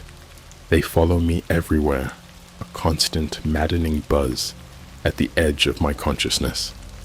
I decided to go through my dad's office again, hoping to find some clue about where he might have gone. I was desperate. I found a hidden compartment in his desk that I hadn't noticed before. Inside, there were more documents, a flash drive, and a small black notebook.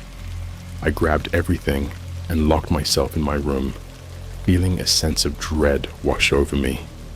The documents were filled with technical jargon that I couldn't understand, diagrams of machines, and notes about experiments. But one word kept appearing over and over: tachyon. I had no idea what it meant, but it seemed important. I turned my attention to the notebook. It was filled with my dad's handwriting, detailing his work on the project. The more I read, the more horrified I became. According to his notes, the project was supposed to be about studying new forms of energy, but things went wrong. They discovered these tachyon waves that could manipulate reality itself, bending the fabric of space and time. The colors we saw were a side effect of this manipulation, wavelengths that shouldn't exist in our reality. Exposure to these waves caused hallucinations, madness, and in some cases, death. They tried to shut down the project, but it was too late. The damage was done. I plugged the flash drive into my laptop, my hands trembling. There were folders filled with videos, images, and documents. I clicked on one of the videos, and what I saw will haunt me for the rest of my life. It started with a group of scientists in a lab. my dad among them. They were discussing the latest test results, their voices hushed and tense. They activated a machine, and the screen filled with those impossible colors. The scientists began to scream, clawing at their eyes, collapsing to the floor. One by one, they fell silent, their bodies twitching and contorting in unnatural ways. My dad was the last one standing, tears streaming down his face as he watched his colleagues die.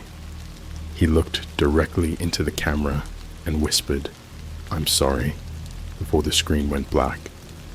I slammed my laptop shut, feeling like I was going to be sick. My dad had been involved in something horrific, something beyond comprehension. I needed to get out of the house to clear my head. I grabbed my keys and drove to a nearby park, hoping the fresh air would help. It didn't. As I sat on a bench, trying to calm my racing thoughts, I noticed a man watching me from across the park. He was dressed in a dark suit, his expression unreadable. When he saw me looking at him, he started walking towards me. Panic set in, and I bolted, running through the park and into the woods. I could hear him following me, his footsteps growing closer.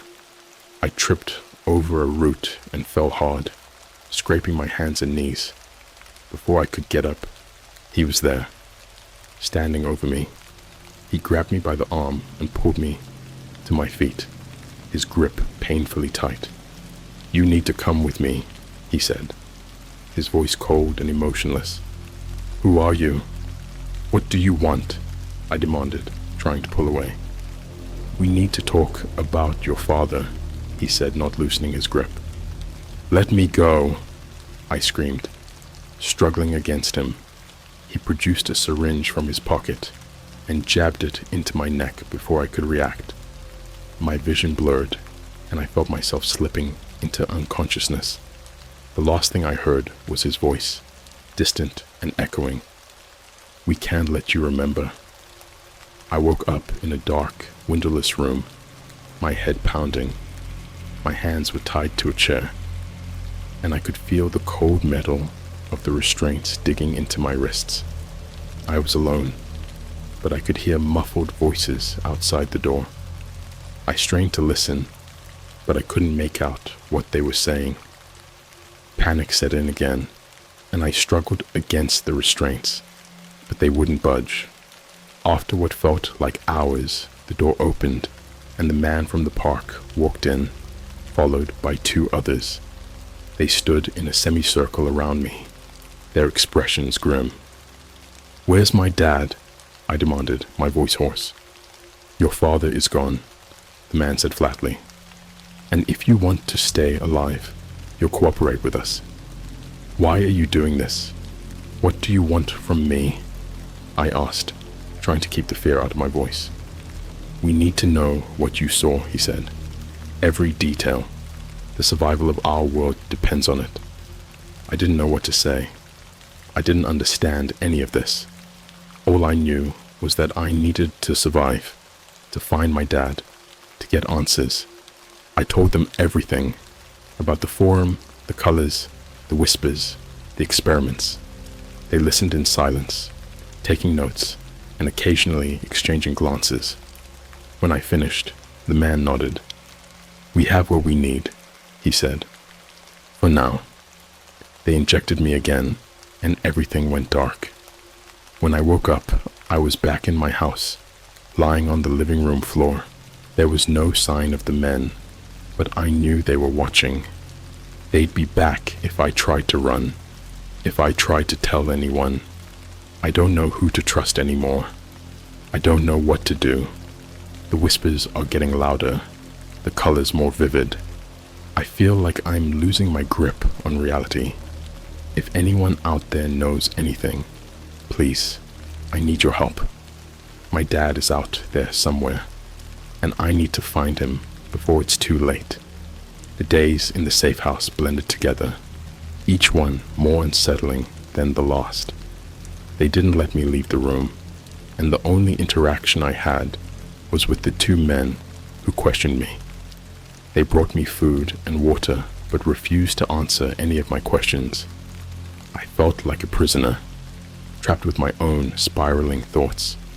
One night, the whispers started again, louder than ever. I clutched my head, trying to block them out, but it was no use. They grew more insistent, their voices overlapping into a cacophony of madness. "Find him," they said. "You need to find him." I didn't sleep at all that night. When the men came in the next morning, I could see the concern in their eyes. They asked the same questions they always did, but I didn't have any new answers. I was on the edge of breaking, and they could see it. Later that day, the door to my room opened, and a woman walked in. She was dressed in a lab coat, her expression calm and composed.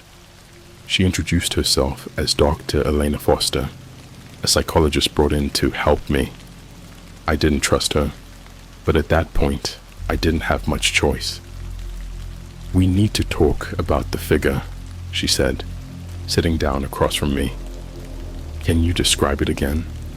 I recounted the events, describing the tall, thin figure with glowing eyes, the way it seemed to exude an aura of pure malevolence. As I spoke, I could see her jotting down notes, her face giving nothing away. "These figures, or entities, have been reported before," she said once I finished. "They're connected to the tachyon waves. We believe they're not just hallucinations, but something far more dangerous. They're able to manipulate reality in ways we don't fully understand." Her words sent a chill down my spine. I wasn't just seeing things. These entities were real, and they were dangerous. She asked about my father, and I told her everything I knew, which wasn't much. She seemed particularly interested in the facility and the exposure event, asking detailed questions about the layout and what I had seen there. As the days passed, Dr. Foster visited regularly. She seemed genuinely interested in helping me, or at least that's what I wanted to believe. But the whispers were relentless, and the figure haunted my dreams. Every time I closed my eyes, I saw its glowing eyes and felt its presence, like it was just waiting for the right moment to strike. One night, after another fruitless session with Dr. Foster, I decided to explore the safe house. I knew it was risky, but I needed answers. I waited until the house was quiet, then slipped out of my room. The hallways were dimly lit, casting eerie shadows that danced as I moved. I found a staircase leading to the basement and felt a familiar sense of dread wash over me. The basement was filled with old files and equipment, a treasure trove of secrets. I rummaged through the boxes, finding documents that confirmed my worst fears. The government had known about the tachyon waves for years, and they had been experimenting with them long before my dad's project. There were reports of other exposure events, all ending in disaster. People had gone missing, just like my dad. In one of the boxes, I found a file with my dad's name on it. My hands trembled as I opened it. Inside, there were reports detailing his involvement in the project, his concerns about the dangers, and his attempts to shut it down. There were also personal notes, letters he had written to me, but never sent. In one of them, he explained his fears and how he believed the project had attracted the attention of something otherworldly. "We've opened a door that shouldn't be opened," he wrote. "These entities, these things, they're not bound by our reality. They exist in the spaces between, and they're coming through. I'm sorry for involving you, but I had no choice. You need to understand what's at stake." I felt a mix of fear and determination. I had to find my dad, to get to the bottom of this. As I turned to leave, I heard footsteps behind me. I spun around to see the two men from earlier, their expressions cold and unyielding. "You shouldn't be down here," one of them said. I backed away, clutching the file to my chest. "I need answers," I said, my voice shaking. "You can't keep me in the dark." "We're trying to protect you," the other man said, "but you need to follow the rules." They escorted me back to my room, confiscating the file. I felt a crushing sense of defeat, but I knew I couldn't give up.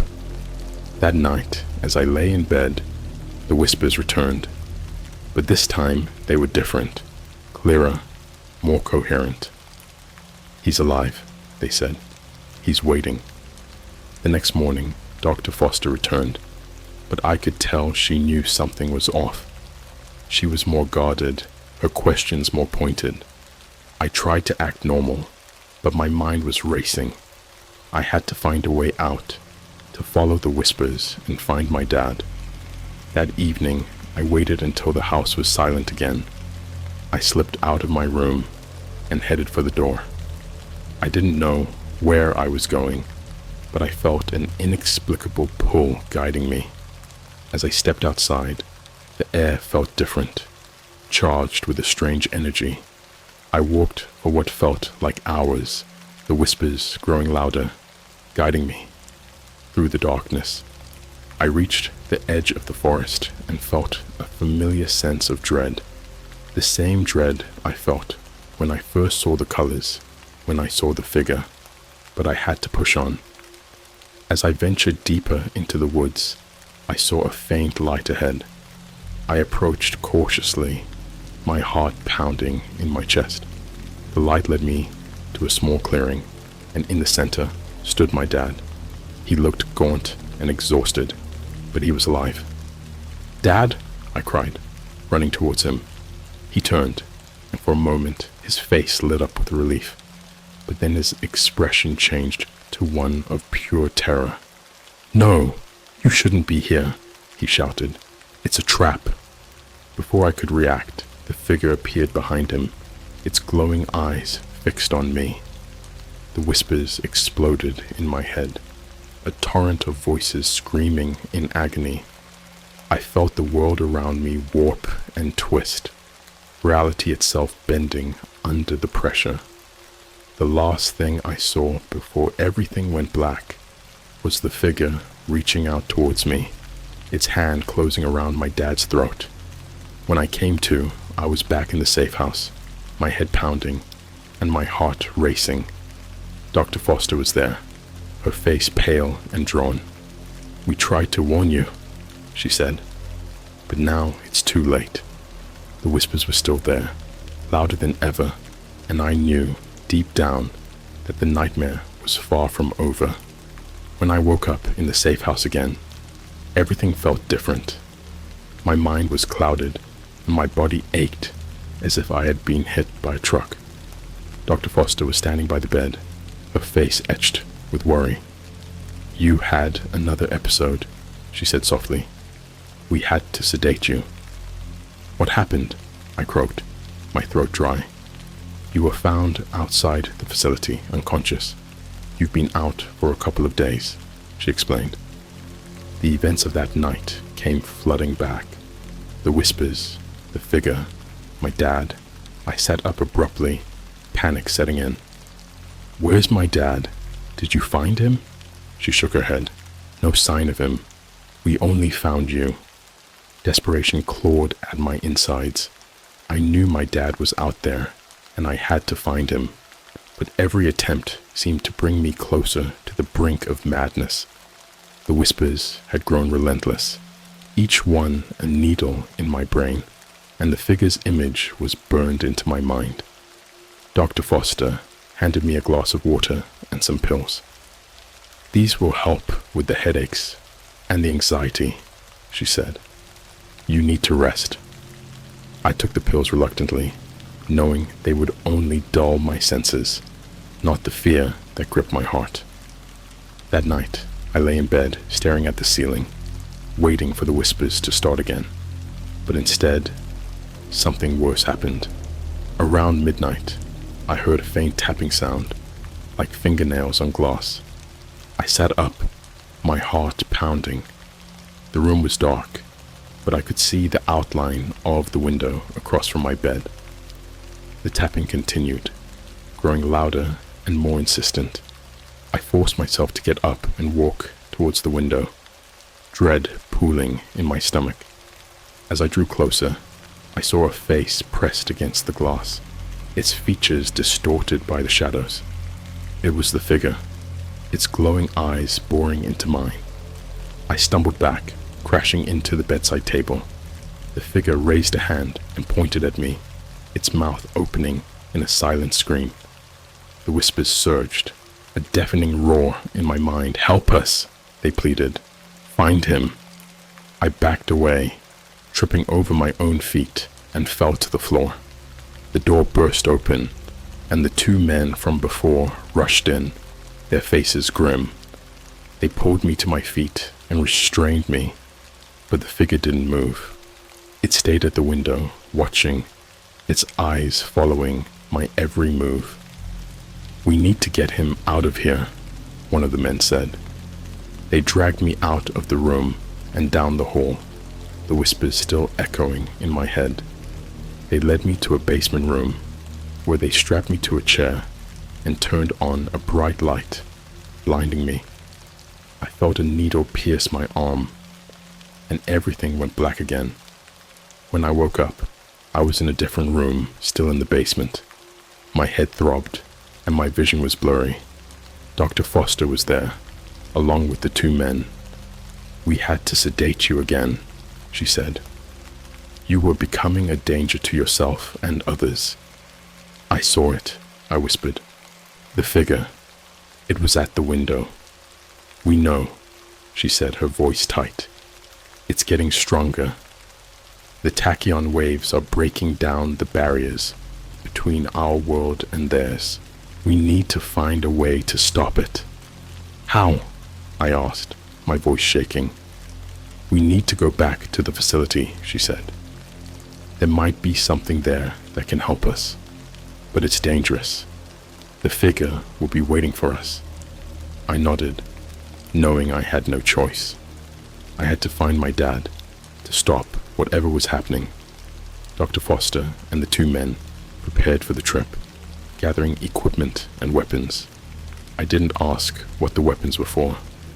I didn't want to know. We left the safe house in a convoy of black SUVs, driving through the night towards the facility. The closer we got, the louder the whispers became, until they were a constant, agonizing buzz in my head. When we arrived, the place was eerily silent, the broken windows staring back at us like empty eyes. We entered the main building, our flashlights cutting through the darkness. The air was thick with the smell of decay, and something else, something metallic. Dr. Foster led the way, her face set in grim determination. We made our way down to the basement, to Lab 4, where it had all started. The room was just as I had left it, the control panel covered in dust, the screen cracked and dark. Dr. Foster examined the equipment, muttering to herself. The two men stood guard at the door, their expressions tense. "I think I can activate the machine," she said finally. "But we need to be prepared.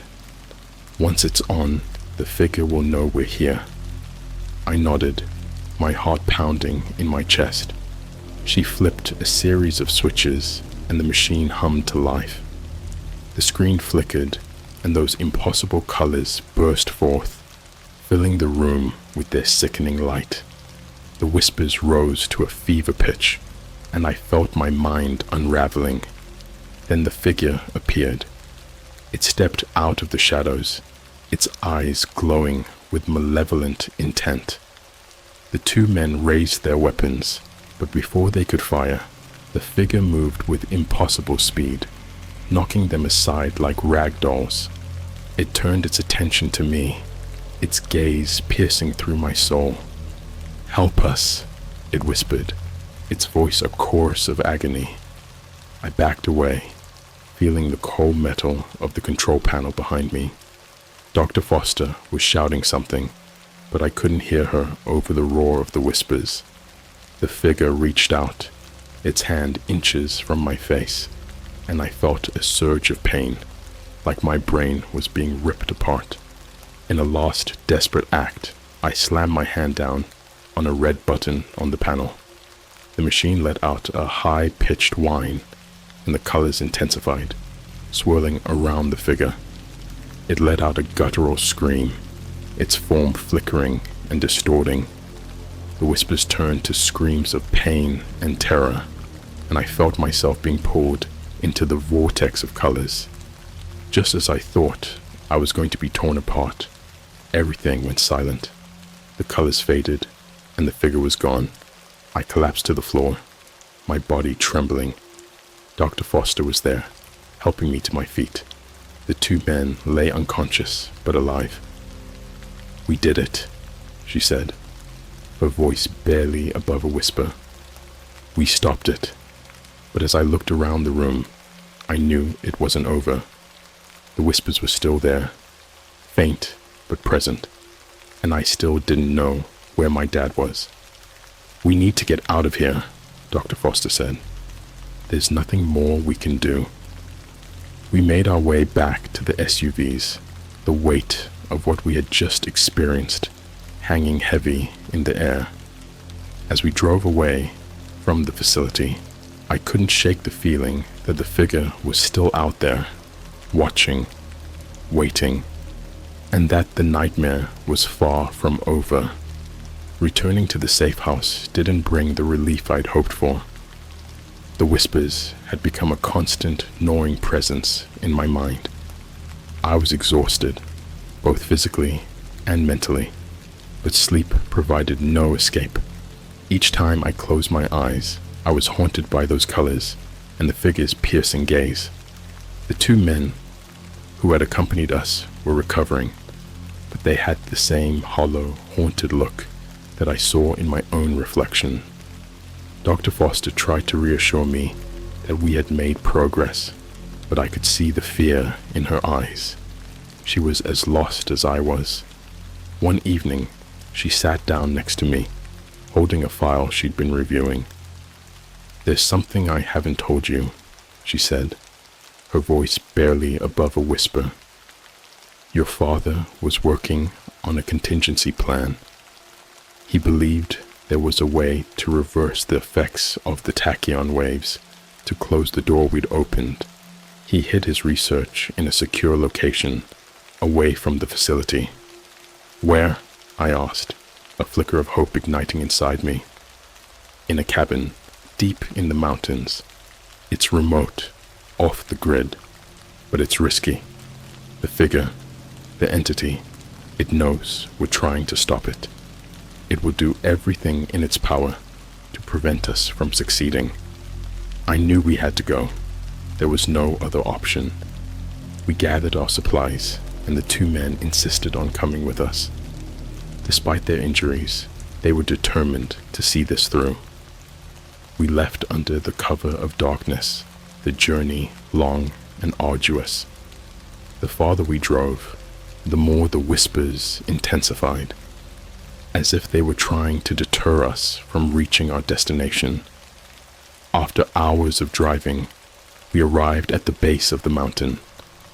We had to hike the rest of the way, our flashlights casting eerie shadows in the dense forest. Every rustle of leaves, every snap of a twig, set my nerves on edge.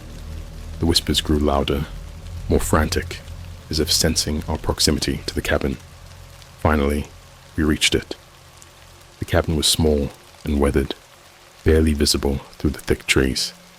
We approached cautiously, every instinct screaming that something was wrong. Dr. Foster found the hidden key and unlocked the door.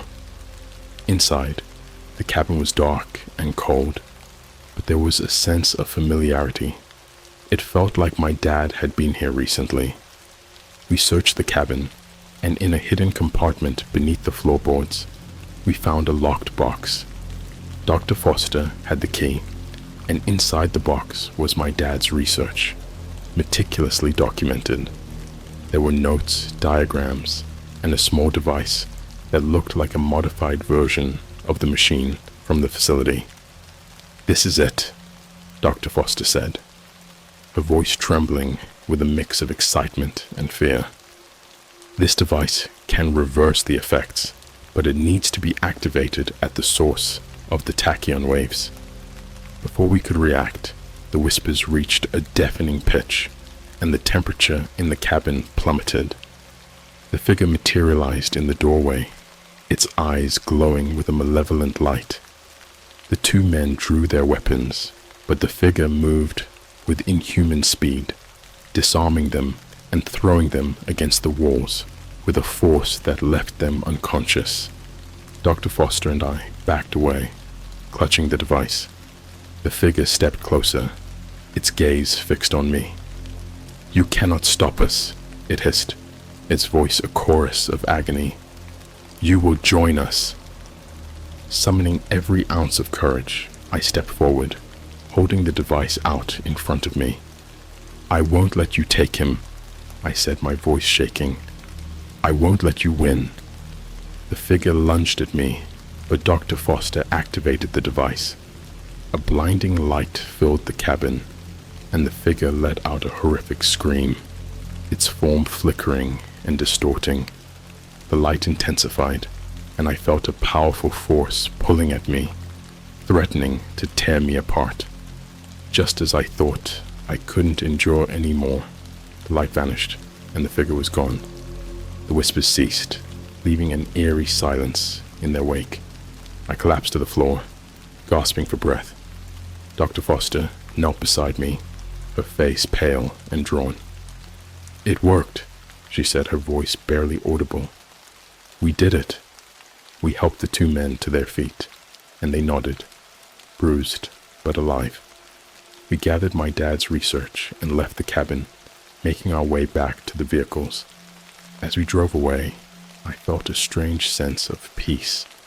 The whispers were gone, and for the first time in what felt like forever, I could think clearly.